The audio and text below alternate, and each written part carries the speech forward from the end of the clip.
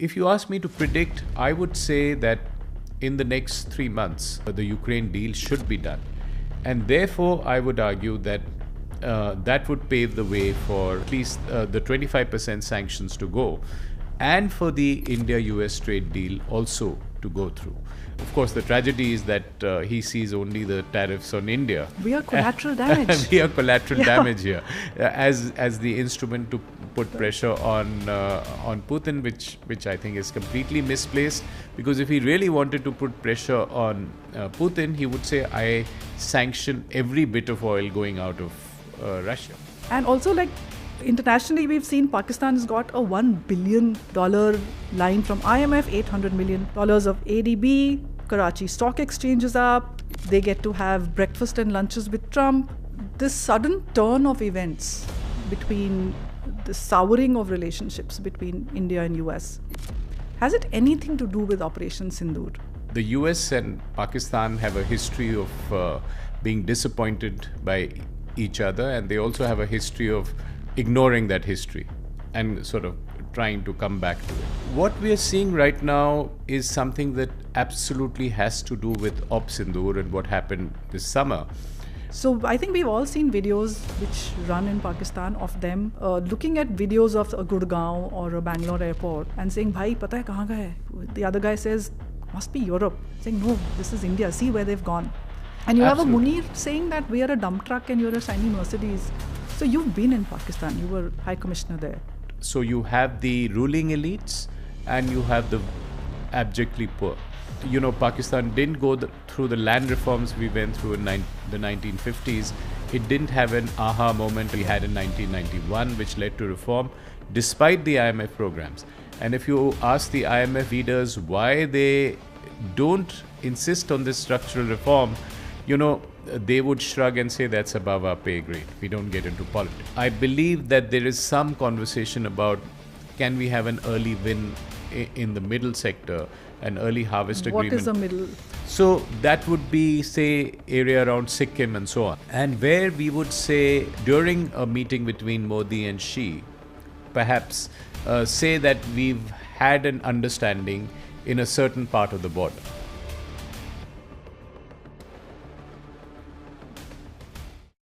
Welcome to the Growing India podcast.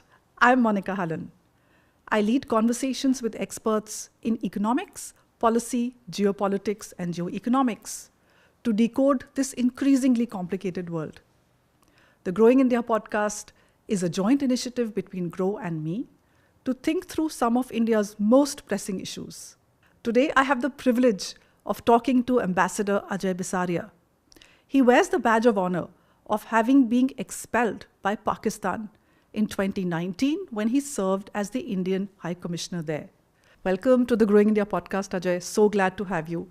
And I have to tell you that I am just starting to read your wonderful book, Anger Management. It's on Pakistan, so the, I think, title says it all. And I actually do want to begin with that, just Pakistan, because over the last few months, the feeling that at least I get and some of my friends get is that, you know, we are the sanskari elder brother, bhai, sab kuch, we've done everything by the book, we are good.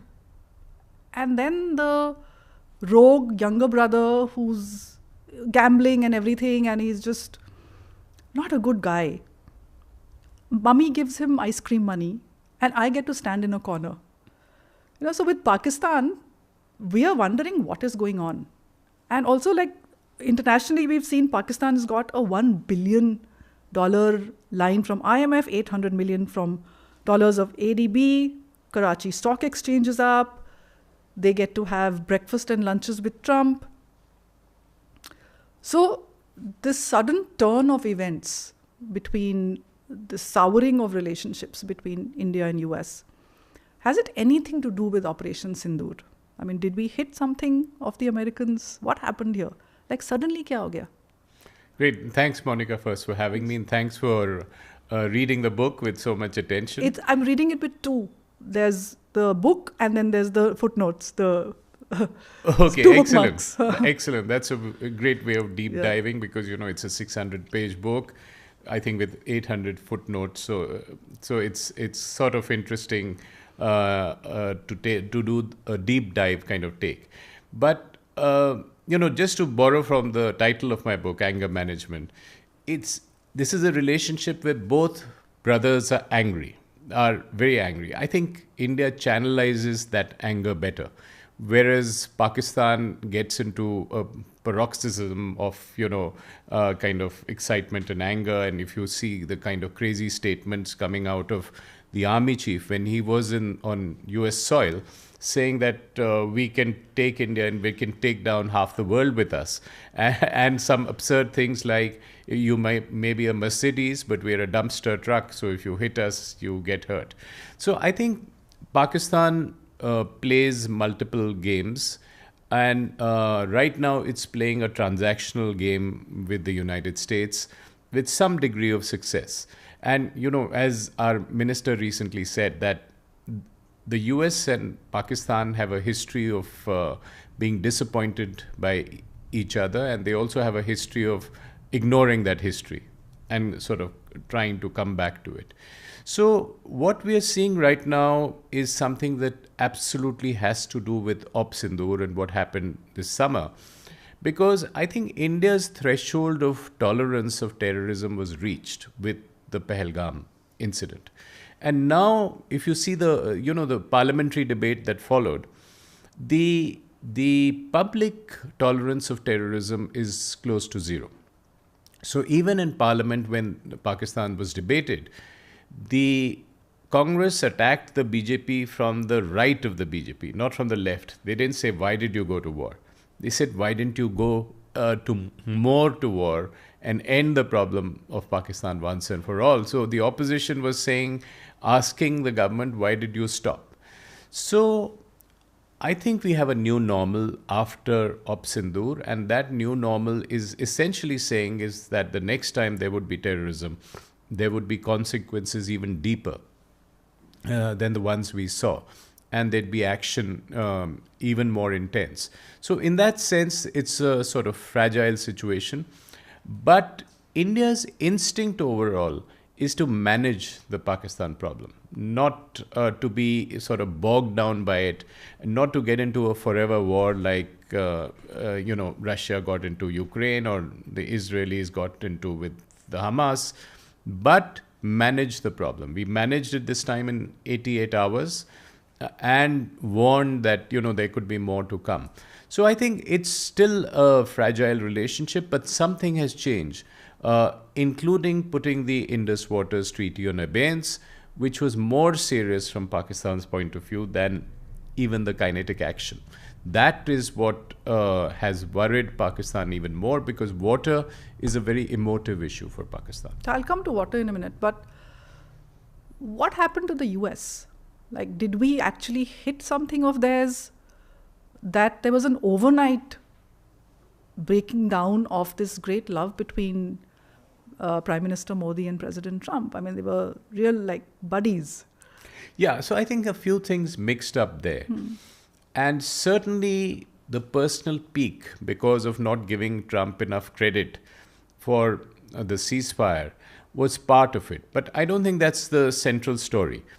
The central story in the India-US relationship is the art of the deal. It is the trade deal, and Trump's own book talks about it. Push, push, push, and push, and until you get the best possible deal.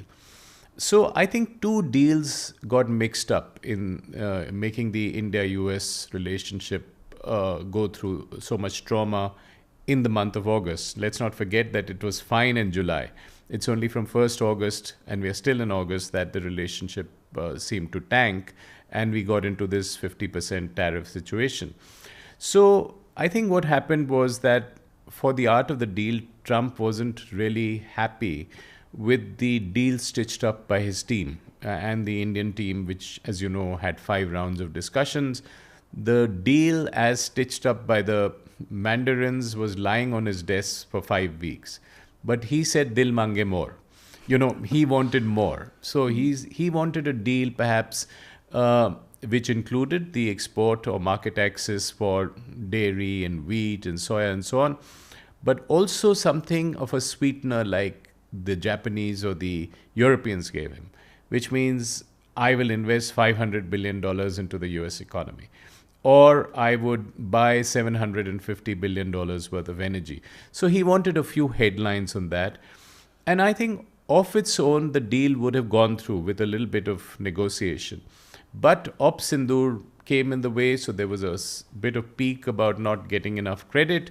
In India, there was peak about Trump claiming too much credit and jumping into it at a sensitive time. But the other geopolitical event that also fell into this mix was the Russia-Ukraine deal, which Trump was trying to do right from the beginning of his tenure. So the second 25% was certainly an instrument to put pressure on Russia. So I think these two or three issues combined in the India-US relationship, and on India's part, there was certain annoyance also about Pakistan, but that wasn't really a deal breaker. I'm going to still stay with Pakistan. Yesterday, there was news reports by the evening that we've done in goodwill. We are sharing flood data with Pakistan. So after all now it looks like posturing to say that the water treaty is off. We will decide when we want to give water, what we want to do. So are we signaling to Pakistan and the world that we are ready to rethink the water decision that we took earlier this year? Because that really shocked a lot of people. That what are you doing? Why are you doing this? I would interpret it a little differently, and I would say it's sending a couple of signals. One is that we don't have a problem with the people of Pakistan. This is a humanitarian gesture. There could be a flooding, so we are warning Pakistan. We have a problem with the ruling military elite, which has taken Pakistan in a different hostile direction, and we don't have a problem with the people. But even on the Indus Waters Treaty, the abeyance message is it's now on the table. Let's renegotiate it. All expert opinion in India said that it was an overly generous treaty of an upper riparian. And we wanted to renegotiate it. We sent various notices, and we feel under international law we are justified in keeping it in abeyance and eventually renegotiating it. So that reality does not change, nor does the reality change that we will link the flow of the waters to terrorism. So when India develops the capacities, say in the next 5 to 10 years, of having the canals and having the dams and the storage on the western rivers, India could potentially use it as leverage to make sure that Pakistan dials down on terrorism. And that, I think, is a very explicit goal. So any short-term move like sharing flood data or not sharing flood data, I don't think is going to influence that larger choice that India has made. So you're saying it's more like a chess move right now to say that, and it's also signaling to the world that we are not an evil nation which will go after the people, and just coming to the people of Pakistan. So I think we've all seen videos which run in Pakistan of them looking at videos of a Gurgaon or a Bangalore airport and saying, "Bhai, pata hai kahan gaye?" The other guy says, "Must be Europe." I'm saying, "No, this is India. See where they've gone." And you Absolutely. have a Munir saying that we are a dump truck and you're a shiny Mercedes. So you've been in Pakistan. You were High Commissioner there. What is that average life of the Pakistani very different from the average life of the Indian? I'm going to include my economics part here, where we've seen huge reduction in poverty. We've seen millions pour into the middle class. We've seen consumption of protein in the bottom 10% of the population, fruits, vegetable, protein. I have data from demand and supply side, both, to say, yes, indeed, the poorest of the poor are eating better. What's the story of the average person in Pakistan? It's a terrible story. Okay. And it's a sad story. When Asim Munir says a dumpster and a Mercedes, it's only a Freudian slip. He does realize it. Yes. And what the army is trying to do is tell the people, so what if you're so badly off? So what if there's an 11x difference in GDP, and so what if India is more powerful, and so what if you're seeing in your videos the affluent India and the affluent middle class and asking questions. Our ideology is superior. So we are a better nation because of our ideology, the way our leaders built us, and the way the army wants to take you. The state of the economy is for all to see. This is the 24th IMF program they're going into. There's a likelihood they'd go into the 25th. You mentioned the $1 billion. They got a $7 billion EFF, the extended funding facility, last year. And there is just no business model in Pakistan to make a profit. They spend more than they earn, they import more than they export, and there's just no business model. The FDI isn't coming in any shape or form. So what Pakistan and its elites try to do is just leverage their location, leverage what they feel is strategic resources, and try to make money out of it. But for the people, the situation gets worse. And you asked about the middle classes there. There's virtually the middle class is non-existent. So you have the ruling elites and you have the abjectly poor. And Pakistan didn't go through the land reforms we went through in the 1950s. It didn't have an aha moment of the kind we had in 1991, which led to reform, despite the IMF programs.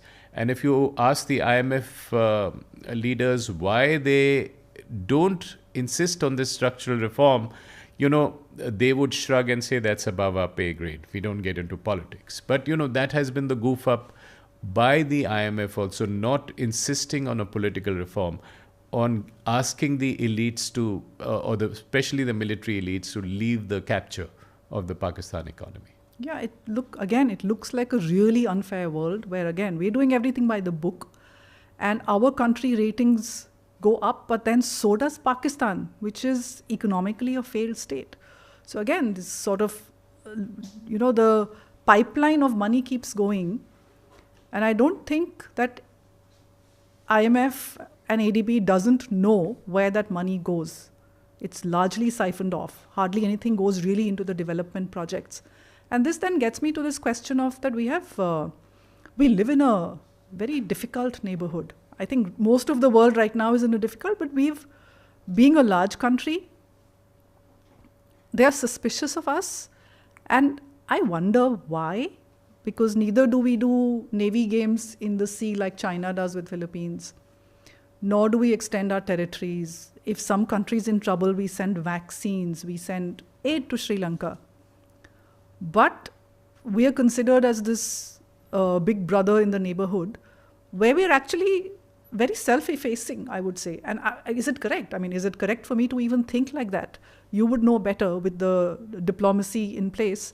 That are we really that self-effacing and generous, or are there hard games being played underneath? I think on the neighborhood, you're absolutely right. It is a tough neighborhood. It's a difficult space. And if you look at the neighborhood, India is perhaps an island of some kind of stability, whereas a lot of the neighbors go through issues of their own. And, India's had some sort of neighborhood first policy always. It's gone through many avatars. But the basic deal with the neighborhood is that we'll take care of your prosperity, we'll help you in your prosperity, you help us in our security. And it has to be asymmetric because the neighbors are smaller. But if you deconstruct this, you realize that you need not be excoriating yourself for what's happening in the neighborhood, because much of the dynamic of what happens is internal to those countries, internal to those societies, and you don't have the either ability or intent to interfere in those processes. So if you look at your neighborhood, you have two adversarial neighbors, China and Pakistan, abnormal countries, one run by a rogue army, the other run by a communist party, an abnormal country by any stretch. And you have two countries that have gone through coups and are failing states. Afghanistan went through a coup in 2021, and so did Myanmar in 2021 February. Both run by sort of military elites or the Taliban and so on.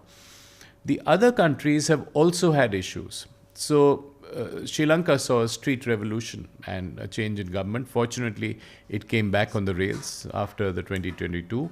Bangladesh saw a street revolution in 2024 in the ouster of Sheikh Hasina.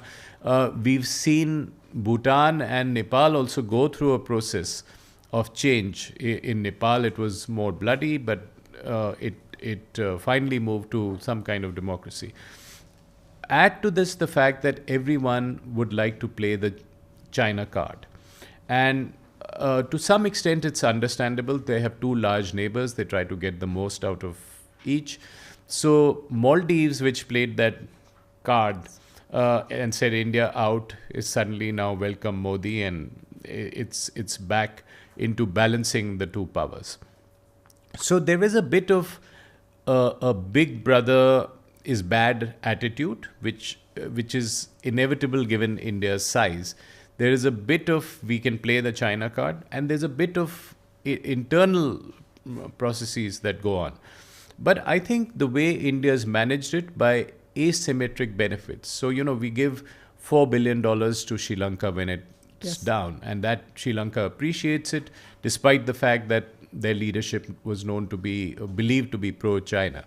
We do the same with Bangladesh. We have 15 golden years with Sheikh Hasina. We've given $8 billion worth of lines of credit. And I think this is, the current regime is probably a hiccup. It might change with the next election or may become more balanced. So I think we live in a tough neighborhood. We are doing the best we can, but we can't blame ourselves for everything that's happening.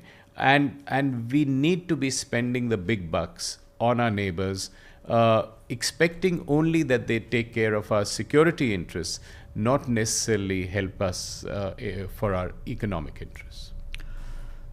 So I see the views, and typically the barometer is social media comments and what people in your network are saying. I see them oscillate 180 degrees of saying Prime Minister Modi is a mastermind. And then when you read about the flood warning, what are we doing? We are completely useless. So, I would like you to tell our viewers that is it true that the truth is somewhere in the middle? Are we playing the game right? I mean, you've been through different administrations. How would you rate our foreign policy moves vis-a-vis earlier? Are we on the right track? What would you want the people to understand? That should we be reacting to every piece of information, or is there a larger plan in place? Yeah, so I think I would caution that, or mention that need for caution about reacting to everything. Because in foreign policy, we need to play the long-term game and look at the larger national interests. I believe that now, particularly since Modi has Foreign Minister Jaishankar guiding him, we are doing it much more professionally, not emotively, because, if you become a very social media sensitive kind of policy regime, you might want to react to a lot of things and answer, do a ball by ball on each of the perceived wrongs that happen. But the long game will make sure that you look at the larger national interest and you look at the big picture and go ahead with a bunch of policies.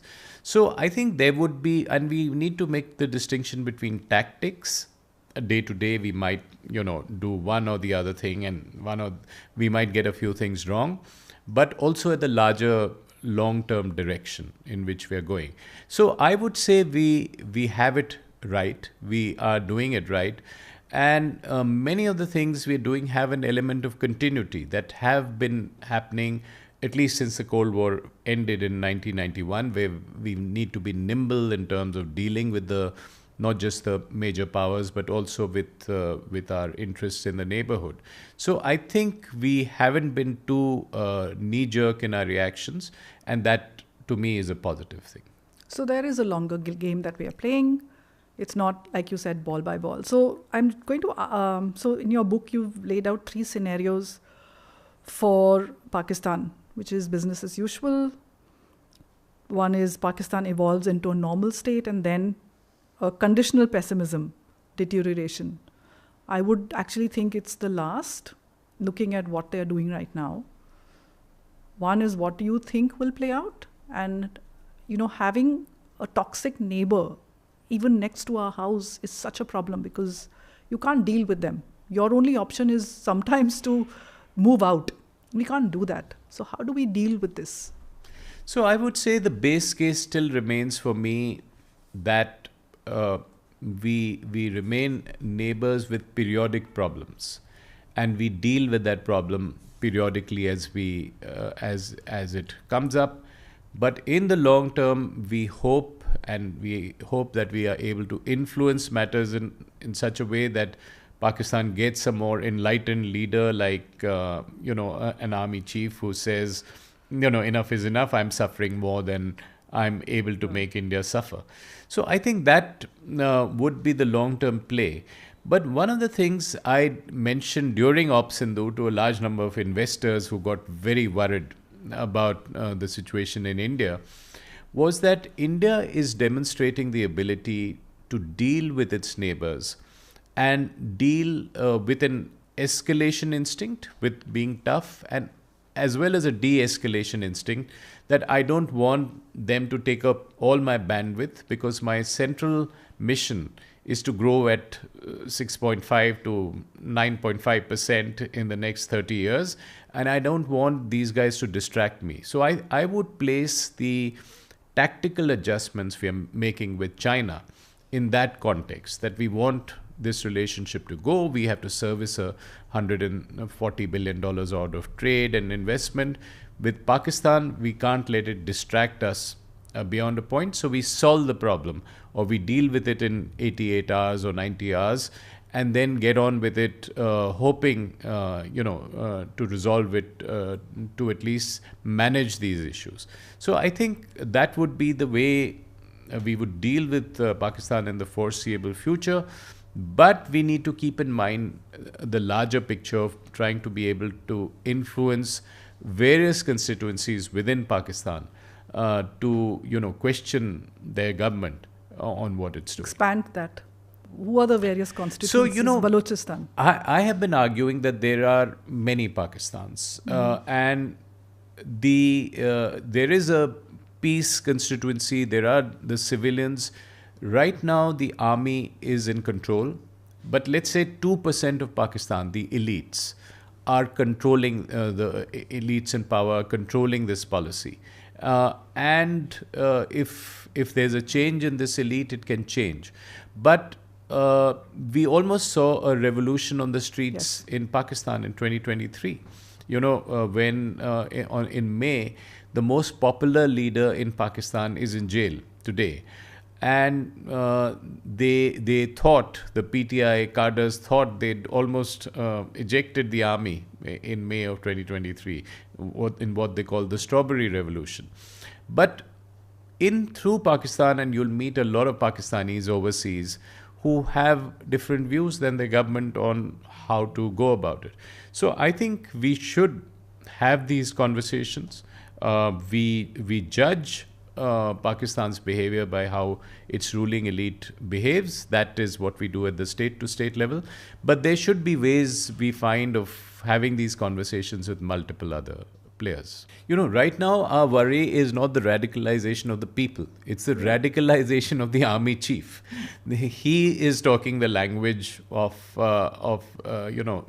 complete hostility towards India, which I suspect is not shared in a lot of constituencies, perhaps in the religious right to an extent. But his problem is that he's trying to rally everyone around the flag of anti-Indianism. So I think I don't see a huge radicalization going on. In fact, I see multiple insurgencies in Balochistan, in Khyber Pakhtunkhwa, against the army, which is dealing with these insurgencies with a political challenge from the most popular party, the PTI, and an economic meltdown. So they are dealing with all this at the same time, and at some point along the way, this house of cards could collapse. Now, coming to a house of cards which will not collapse, which is China. Okay, so there is this whole sort of China will split into five. It's not going to happen. They have done, it's going to be an unpopular view, but they've done really well by their people. They've pulled millions out of poverty. Look at what they have done internally. So, yes, it's a communist rule, all of that, but it has got capitalism playing underneath this party system. We've again had a very difficult relationship with China. We are making friends again because of suddenly the world has changed. How far would we trust somebody like China? Because right now we seem to need them and they seem to need us. And a third question is that what if, and this is a what if, is there any world in which the RICS forms, Russia, India, China? So if we form a bloc, which is a very difficult thing at the moment to think about, but that's your sort of challenge to, this continent is a challenge to the rest of the world. So China, our relationships, how friendly should we get with them? And is RICS even a possibility ever? Right. So, I think the way to frame this is the short term and the long game. In the short term of just this month of August, we've run into a negative phase of our relationship with the United States, which was our primary strategic partner in the world. We have another strategic partner, which is Russia, which we are close to, and so is Europe.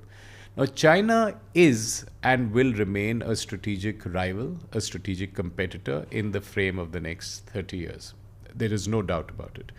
What we are trying to do, given the interdependence and the dependence particularly on critical supplies in various sectors, including pharmaceuticals and electronics, is to do a tactical adjustment with China.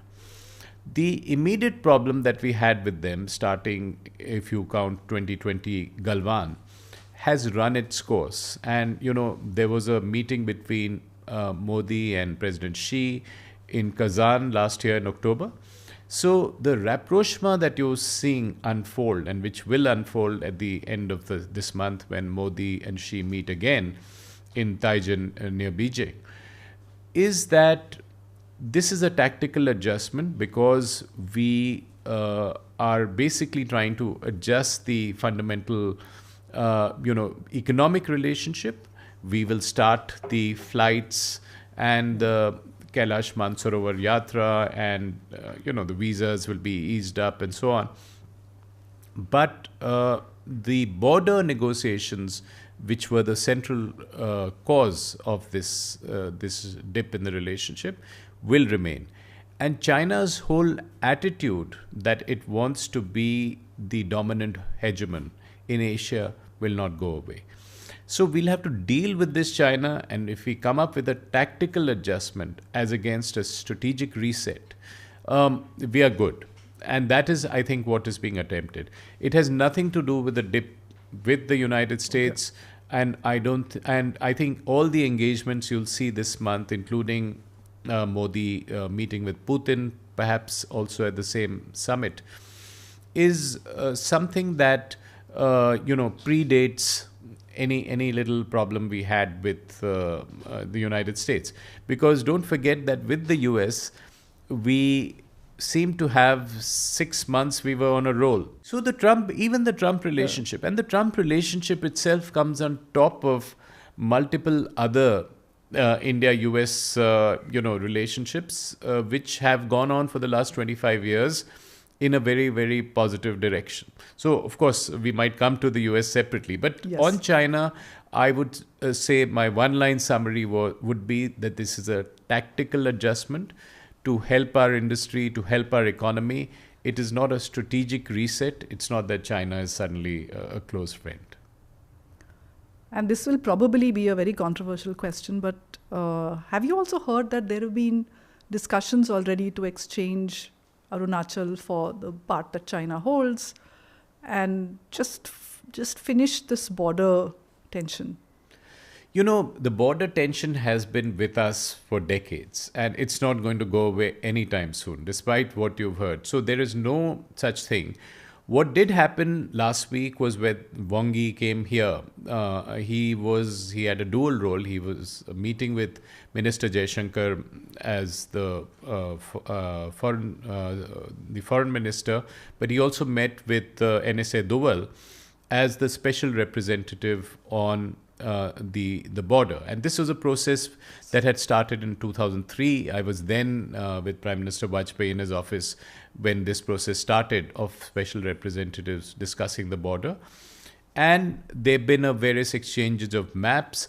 So the only issue right now on the table is a proposal for a so-called early harvest agreement. So, you know, we talk of the middle sector, the western sector, the eastern sector.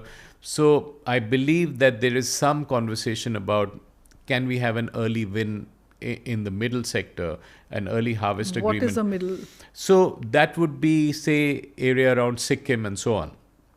And where we would say, something like during a meeting between Modi and Xi, perhaps say that we've had an understanding in a certain part of the border. But there are experts in India, and I'm no boundary expert, but the boundary negotiators who feel that in 2005 we signed an agreement with the Chinese, which was a principles agreement, which said there'll be only a package deal and no piecemeal arrangement on the border. We'll give you this, we'll give you that. But, you know, in an ideal situation where we want to reach is that instead of this line of actual control, which is a perception line, that we think our line is here, they think their line is here, we exchange maps. At some points, we delineate it in the map and agree on a common line, and then we demarcate it with border pillars. So that is a while away. But with the Chinese, everything happens at a glacial pace. So I don't think you're going to hear any sudden announcements. It will take a while. The conversations will go on. But the important thing would be if we say that let this continue, the conversation, as long as one or the other party is not trying to change the status quo with too much aggression. And let's get on with the job of doing other stuff, doing the economic stuff, where we have such a great deal of interdependence. Talk about the waters, talk about Chinese investments in India and so on. So those conversations will go on, and the border will be managed much better than it was. Because it was China who provoked the border conflict. Absolutely. And now we are saying that there is hope that we will shake hands on more stability, right? Exactly. So I think that's the key word, stability rather than normalization. Right. We are saying, can we go back to the status quo of 2020 April, Yes. and then talk about the rest of it. The other thing that should worry us is that China has demonstrated both its capacity and intent to weaponize the interdependence in trade. Yes. To weaponize even the waters in its, at least its, in the things, the signals that it is giving. So we had a situation of the Foxconn engineers being withdrawn. We had a situation of a freeze on the tunnel boring machines and the magnets and the rare earths.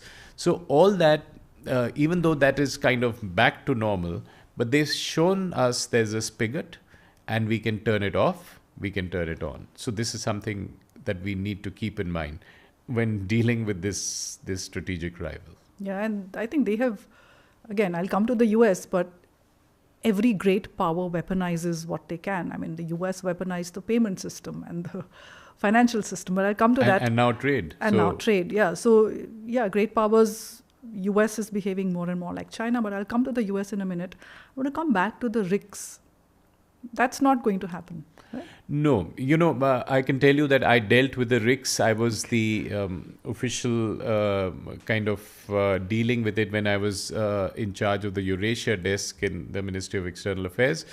And it was an idea that grew in the 90s.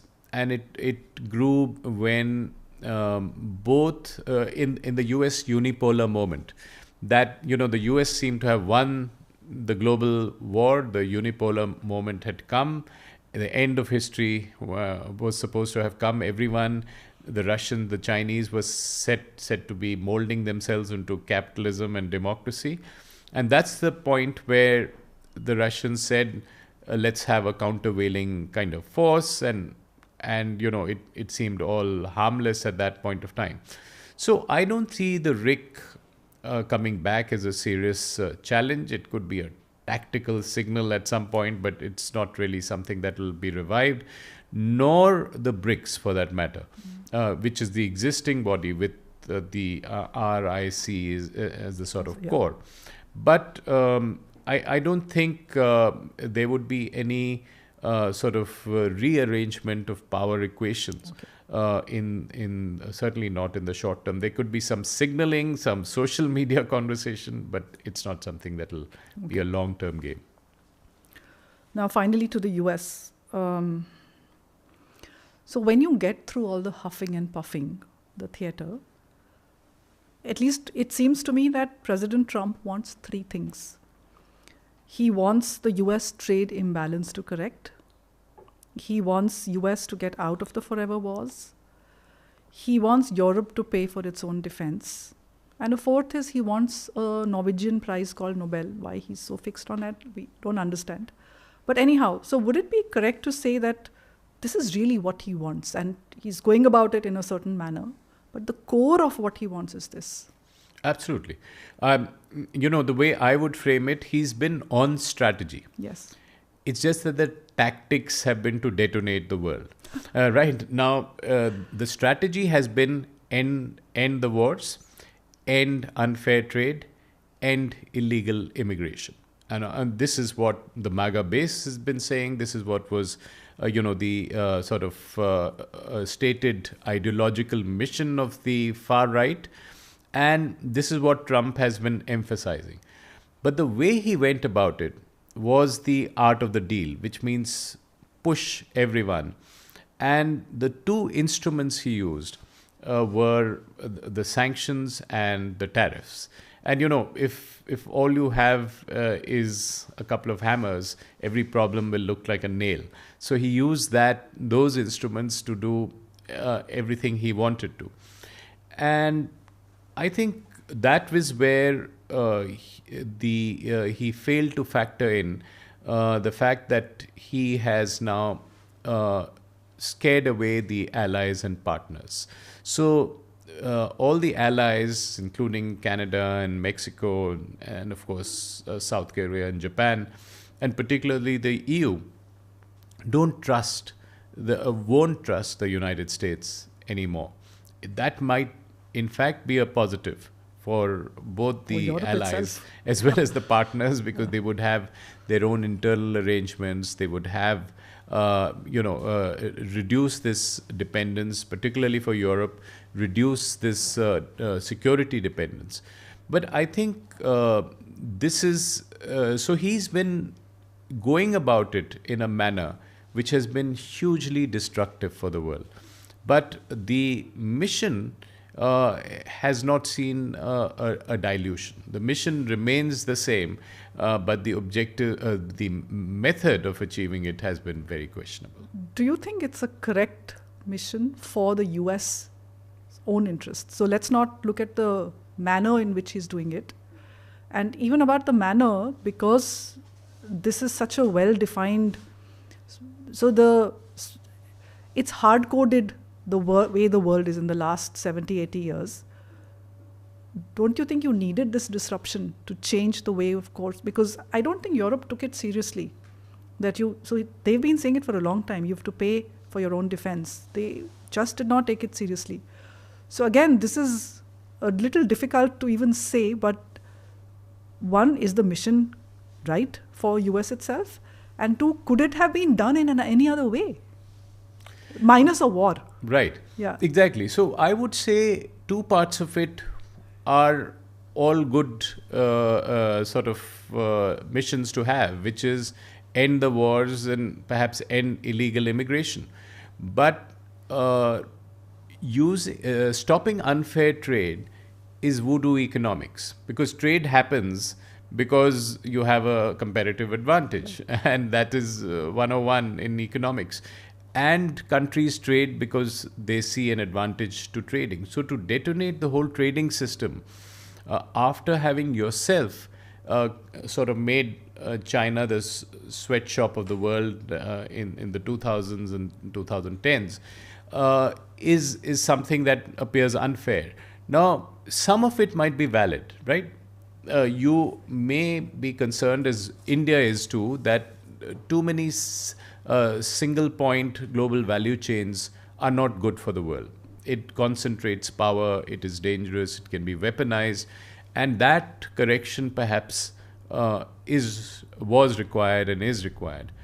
But to use these instruments for everything, including stopping wars and then targeting some countries, and then doing it in not a moral way of doing the right thing, but using the cards where you can use them and not using where you're unable to use them, or you feel that the other party may retaliate. So I think clearly the method was incorrect. The method was destructive. It's not been good for the world. It's reduced the level of trust in the United States in multiple ways as a potential partner. But some of it will probably, when the dust settles, be good for the world. And particularly if you look at Europe and security. Europe was having it good for a long time, living on cheap goods from China, cheap energy from Russia, cheap security from the United States.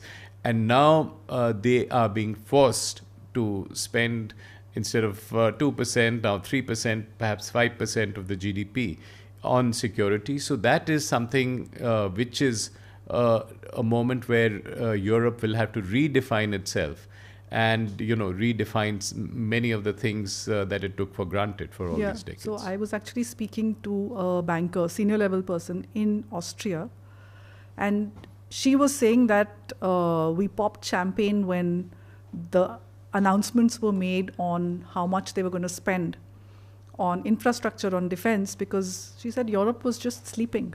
Nothing happened. It was all about social security, the green movement. She says nothing was happening. So finance is looking at this whole thing in a very different way. So it is disruptive. And to your point, I'm just going to, and again, President Trump is doing what he has been saying for 30 years. And I'm just going to quote an interview. He said, this is 1990 interview, "We Americans are laughed at around the world for losing $150 billion year after year for defending wealthy nations for nothing. Nations that would be wiped off the face of the earth in about 15 minutes if it weren't for us. Our allies are making billions screwing us." Trump being Trump, his language hasn't changed. It's got even more aggressive. But this is 1990, then interviews with Oprah, Larry King, NBC. It's all been about tariffs for 30 years. So he's doing what he said he would do. Why is the world surprised? Yeah. The world is surprised partly because he didn't do it in Trump 1.0. Yeah. And that's because he says the system took over. They didn't let him. Yeah. And so he's come in Trump 2.0 prepared. And normally when you have a far-right government, you expect it to campaign from the far right, but govern from the center. Yeah. Now, Trump campaigned from the far right, and what surprised the world was also his governing from the far right, doing all the things that he threatened to do. And I think that is what is surprising the world. Now, just take the Russia-Ukraine war. In that he came with the mandate and the stated objective of ending it very quickly. And what he ended up doing was he had to wait a long while. Putin sort of gamed him in multiple ways. But that was certainly an objective. And I think if there's one positive thing that Trump will achieve in this year, it would be ending this war and ending, in fact, both the wars, the West Asian War and the European war. Yeah. Both Netanyahu and Putin are taking him through the hoops. It won't be easy. But I think he will manage to achieve that objective in this year, and that would be positive for the world. Okay, and coming to the war, again, it might be an unpopular view, but so there is one view where Russia is this evil expansionist power which wants to finally take over Europe, all of Europe, not just parts of it. And the other end, I'm sure you've read and heard Professor Mearsheimer's work. He has said for a very long time that it is the US which has provoked Russia for a long time over the expansion of NATO eastwards. When the agreement was done, the two powers had agreed that these are the lines and no new entrants would be allowed. Now, but that expansion of NATO has gone on. Russia has gone on saying that Ukraine is a red line. To open the door to Ukraine into NATO, while knowing very well they were not going to be led in, do you think Ukraine was sort of played by the American deep state into this war? Because I also remember Professor Sachs saying that 2022 Istanbul, the peace deal was almost done. And then Absolutely. US and UK spoke to Zelensky and said, you continue, we will give you money and arms. So has the coming of President Trump changed the playbook of the American deep state? And do you agree with this hypothesis that there was a provocation? Absolutely. And John Mearsheimer and Jeffrey Sachs are the realists who've been talking about this for the longest time, but there have been multiple others. As against the neocons and what is probably the deep state, which was talking of dual containment of Russia, and Russia continuing to be the evil despite the Soviet Union having been dismantled in 1990. So I think there's much that is right about this thesis that, they say as part of this thesis, you'll hear Sachs and Mearsheimer say that in 1989, when James Baker III went and met Gorbachev and requested him to, allow German unification, I happened to be in Moscow at that point, the assurance was that NATO would not expand eastward anymore. And but it doesn't matter what anyone else is saying. The fact is that the current president of the United States has on more than one occasion hinted that he buys this theory. He's saying that his predecessors, including Biden, but also predecessors before that, allowed this to happen, which means the United States today is saying that we used Ukraine as a proxy to contain Russia, to weaken Russia, and I want to stop it, is what the current US president is saying. So this is the mea culpa moment of the United States, which is saying that we goofed up. And I think he's right. But what he also has to acknowledge is that he has to give Putin the peace deal and the ceasefire all at the same time. And rather than string him along with a ceasefire and then not give a peace deal, which Putin is expecting. So the Americans have already conceded. And therefore, I feel the Alaska process is the most hopeful process, the best process after the Istanbul process that you referenced in April 22, when they had initialed and they wanted to go ahead. So now the Alaska process, a conversation between the US and Russia to be followed by a conversation between Ukraine and Russia, is the best hope we have of ending this war. What is the difference between a peace deal and a ceasefire? Because we've heard all of these terms, and where are we at with Russia and Ukraine right now? So I think that's a very important distinction to make. A ceasefire is when literally that, when you're not shooting. But a peace deal is when you have a more long-term arrangement. And this is precisely the difference in the Russia-Ukraine war between what the Europeans want and Zelensky wants and what the Russians are willing to give. Because in Putin's mind, the ceasefire and peace deal should be one package, because he simply doesn't trust the West. And there's that historical mistrust that in the 90s they trusted, they did not get anything in writing, and therefore this is the price they've had to pay. So they would have to accept, or he would like Zelensky to accept the ceasefire along with the peace deal, because he would think that the Europeans will want a ceasefire and then use that period to regroup or to just not agree on a peace deal. And he has a battlefield advantage. So the party, the belligerent in a war who has a battlefield advantage, will want not to give up that territory, because at the end of the peace deal might, if the peace deal says that you keep what you have, then you'd rather get a little more in the battle.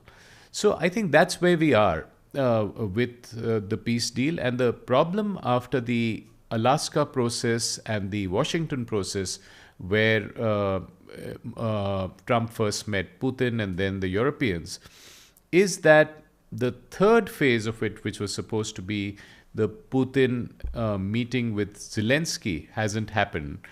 And here the Russians are saying that it has to be stitched up before the leaders meet. And what they might want to do is have something nearly settled and then have Trump, Putin and Zelensky meet. They were talking of Hungary at one point, and seal the deal.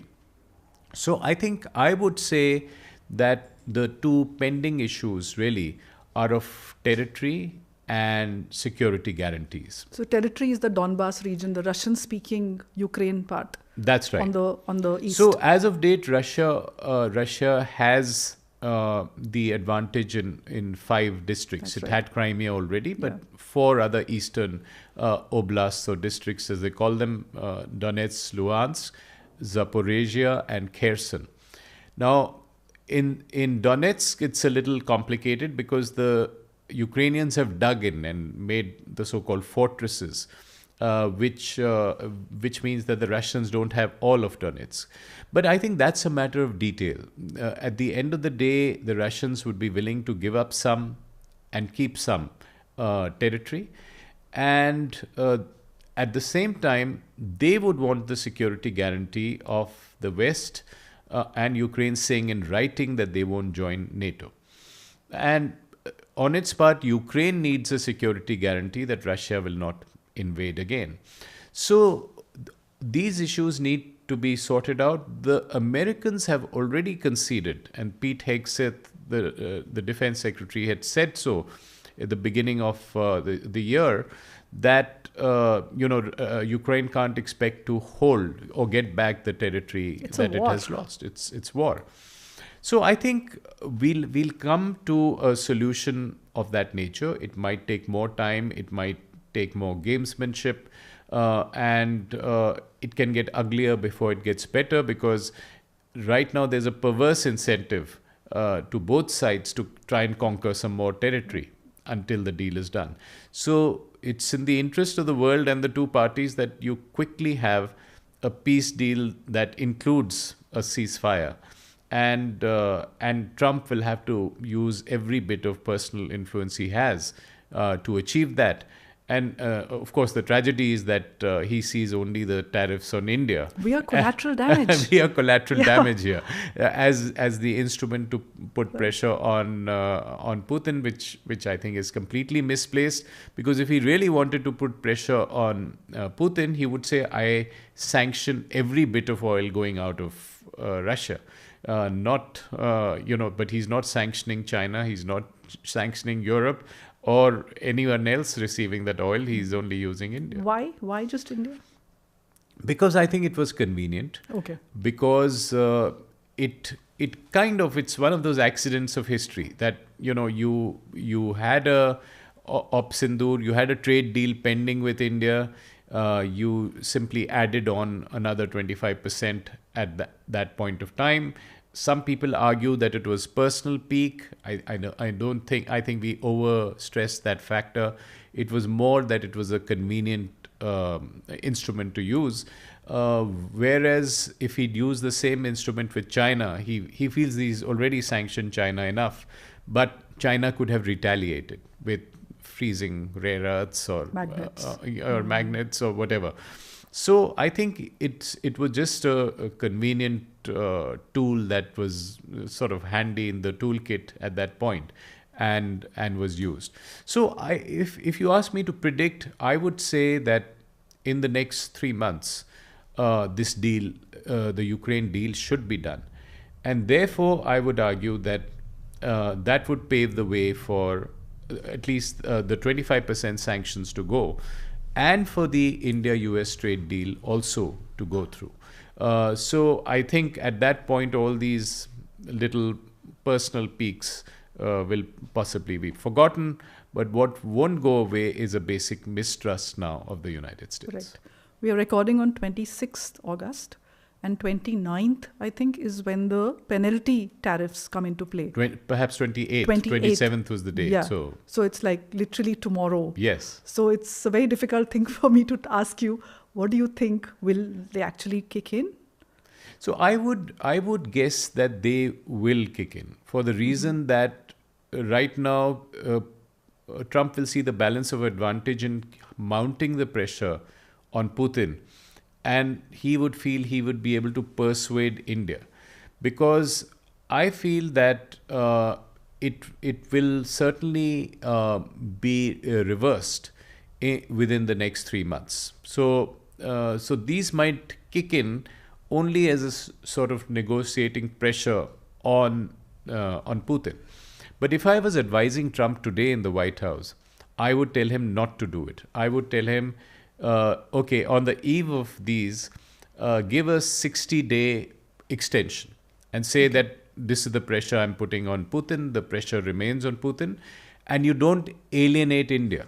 Because even within the United States, people are beginning to say, has Trump lost India? Yeah. Because, right now India is not making a public spectacle of its annoyance, but having those 50% tariffs in place, with every day, the public pressure and the image of the United States as any reliable partner will at least publicly go down to near zero. So there are some of the foreign experts are saying that this is Trump's biggest foreign policy error, to push India so hard. But then I read some of Trump's older interviews, and he has, again, it's a very interesting quote, where he says that basically, you have to, in a negotiation, you have to go on pushing till you take the other person to the brink. So a smart negotiator doesn't push you over the brink, but you take the person to the brink.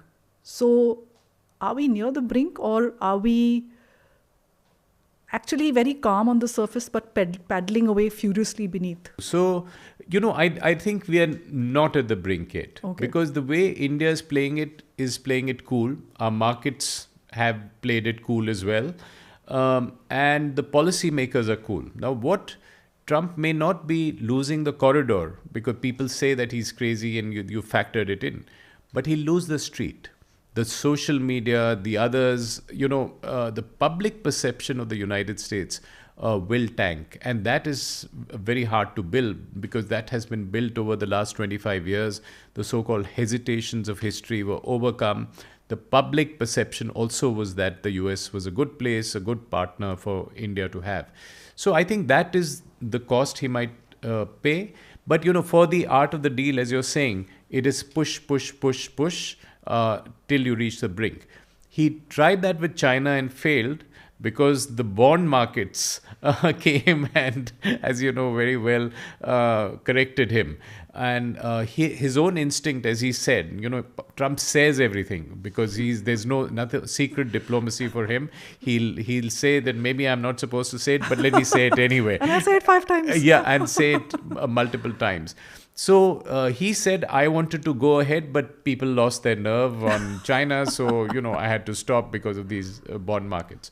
So I feel that there would be both these pressures on him to not lose India, to not push India beyond a point, because, we have 200 years of colonial rule history, so we won't be seen to be capitulating to a power. That's why we said we will continue buying oil from wherever it's cheapest. So India would not like to publicly give in, but India, I think, is being smart enough to do a lot of private diplomacy. You don't need to do everything on Twitter and tell the Americans that, look, this won't be good for you. How much of this boorish behavior and this unhinged behavior, how much of it is theatre? Because if you listen to some of the tech bros who are close to him, when they speak of a very different man, one-on-one. Is it theatre, or he genuinely cannot control what he says? I think it is theatre. And, and his critics say it's taco, right? Trump always chickens out. Yeah. And I think it probably works very well in the real estate business. As a New York real estate mogul, maybe he got real good deals out of it. But if you kind of use the same template for geopolitics, for reordering your relations which have been built over decades, you lose in one critical sense, that the trust for you as a good faith actor and someone who would respect an agreement that has been signed diminishes, and people will make their hedging choices, their balancing choices, and their need to not be dependent on the United States, because that this is not a very dependable partner or ally. Yeah, in fact, Professor Sachs, I saw something of his recently, and he was really happy that I've been telling Indians for months, do not trust the US.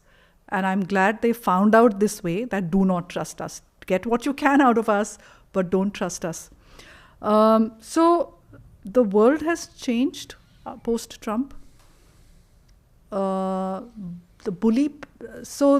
the American deep state has also seen what they did covertly is also working overtly. They're tasting blood, right? In terms of, because you're the biggest power, biggest military, all of that, you are getting away with a lot of things. And there is something very worrying happening where US companies are giving Lagan to the government, to Trump. I think Apple has done that, Intel, 15%. US is now China, right? Where is this going? So how do you go ahead in a world where a large democracy is now behaving like an authoritarian regime? What happens? So the worry is not really Trump is now 2 years, right? Because the midterms come in. The worry is institutional memory. We can do this.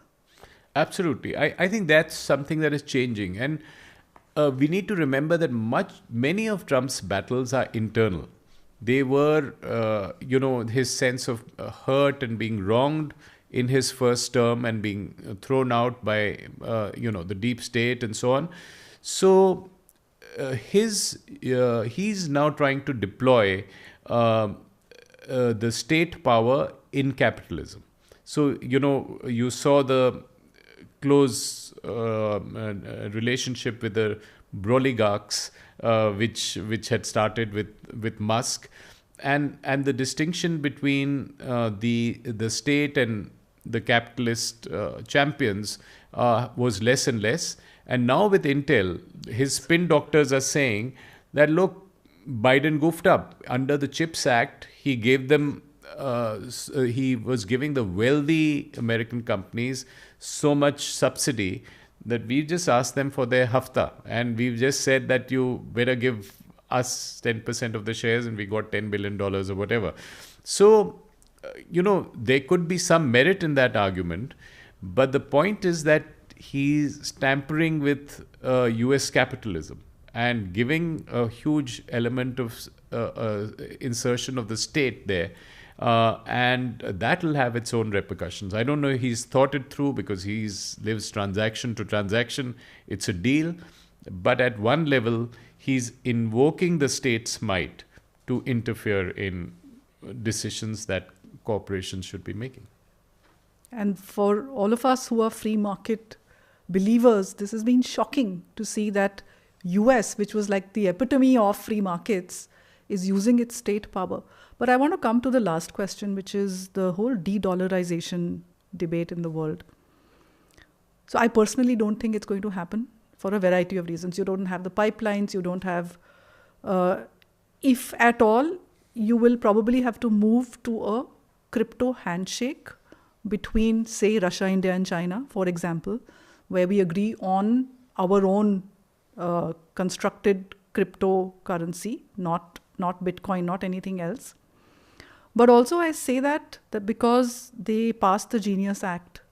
So what it says is that a particular kind of a crypto, which is called a stable coin, each dollar worth is backed by a dollar or a US treasury. Now for us in India, it doesn't mean very much. But for countries which are politically unstable, where the banks are not safe, where there's hyperinflation, you need to keep money in hard currencies. And in cross-border transactions, a stable coin will be extremely useful. So where do you sit on the de-dollarization and the BRICS having its own currency and the ability of this Genius Act to actually perpetuate the strength of the dollar worldwide? You know, I would, if I was advising Trump, advise him to not overstate the case of de-dollarization and not even worry about the BRICS. So I don't know whether it's theater or whether he's really worried. Because the BRICS, with the kind of countries it has, is really a non-Western group. It's not a anti-Western group at all, and particularly having India in the mix. Now, the BRICS at no stage has talked about de-dollarization. There may have been, Russia and China encouraging that kind of talk, but it doesn't have either the capacity or the will to do anything close to that. What the BRICS countries were talking of at best was some more trade in local currencies, that I will designate a trade in rubles or in rupees and, take that forward and settle it in that currency rather than in the dollar, which is really not de-dollarization. That is a transaction-based approach. You mentioned stable coins.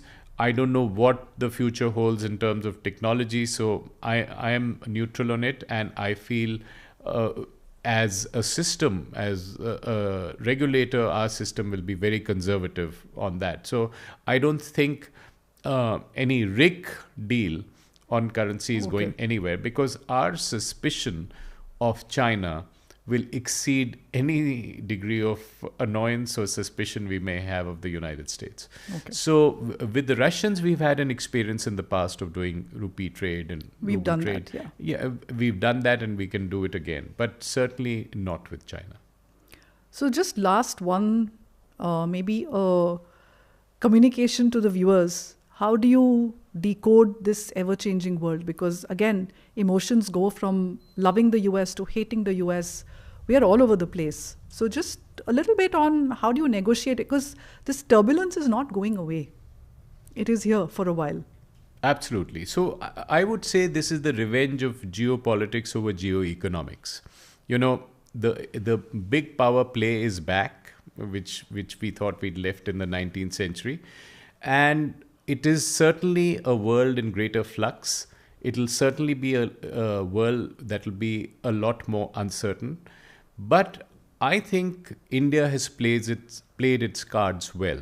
But even ever since the world in the 1990s, the Soviet Union ended, the end of the Cold War, India has been fairly nimble in playing the game. So it is important to remember that countries should play the longer game rather than be upset by short-term news or short-term daily developments in a Trumpian revolution time that come, and try to and have faith in the government that it understands the game and it is playing the longer game. So I think that is the way I would sum it up. Play the long game, and with the US, keep calm and negotiate. Keep calm and keep breathing. Thank you so much. Wonderful, absolutely wonderful conversation. Thank you. Great having this conversation, Monica. Thank you for watching. I do these conversations so that you can join the dots and make up your own mind about the India story. Do write to me on who you'd like me to invite next.